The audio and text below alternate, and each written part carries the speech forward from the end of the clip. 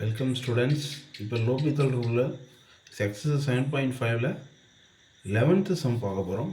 Evaluate limit x goes to 0 plus cos x power 1/x². இப்போ எக்ஸுக்கு பதில் நீங்கள் 0 சப்ஸ்டியூட் பண்ணால் காஸ் 0 1, அவங்க மேலே எக்ஸுக்கு 0 சப்ஸ்டியூட் பண்ணால் 1/0 1/0 இன்ஃபினிட்டி, அப்போ 1 பவர் இன்ஃபினிட்டி ஃபார்ம்னு கிடைக்கும் உங்களுக்கு. சரிங்களா? அப்போ இப்போ திரும்ப நம்ம என்ன பண்ணணும், லோபித்தல் ரூல் அப்ளை பண்ணணும். அப்போ டிஃபரன்ஷியேட் பண்ண ட்ரை பண்ணணும். ஃபார் எக்ஸாம்பிள், இப்போ f of x is equal to, நான் என்ன எடுத்துக்கிறேன், காஸ் எக்ஸ் பவர் 1/x² எடுத்துக்கிறேன். சரிங்களா? இப்போ போத் சைடு லாக் எடுக்கிறேன். Log f of x is equal to, இதுக்கு லாக் எடுத்து என்ன கிடைக்கும், லாகு காஸ் எக்ஸ், இந்த 1/x கீழே வந்துடும் இல்லைங்களா, log cos x x² கிடைக்கும். சரிங்களா?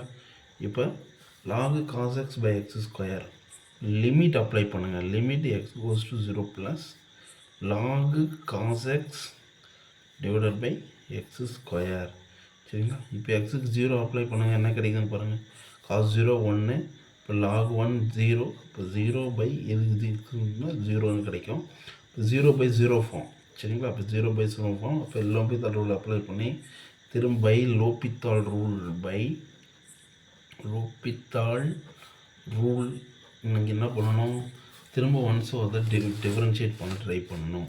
இப்போ limit x goes to 0 plus log x differentiate பண்ண என்ன வரும், 1 லாக் எக்ஸ் டிஃபரன்ஷியேட் பண்ணால் 1/x. அப்போ லாக் காஸ் எக்ஸ் டிஃபரன்ஷியேட் பண்ணால் 1/cos x, cos x differentiate பண்ணால் மைனஸ் சைன் எக்ஸ்.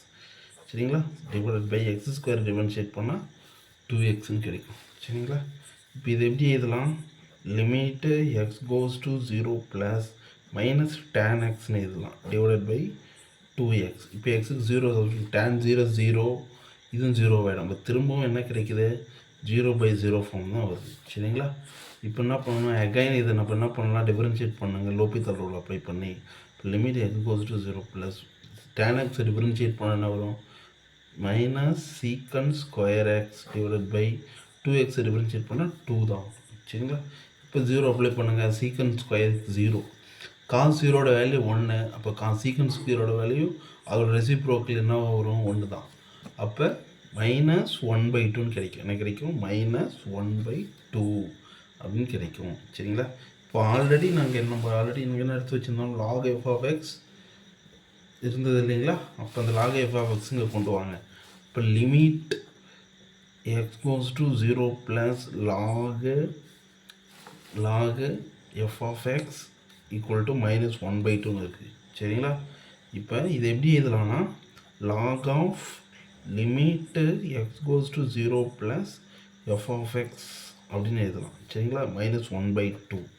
ஓகேவா?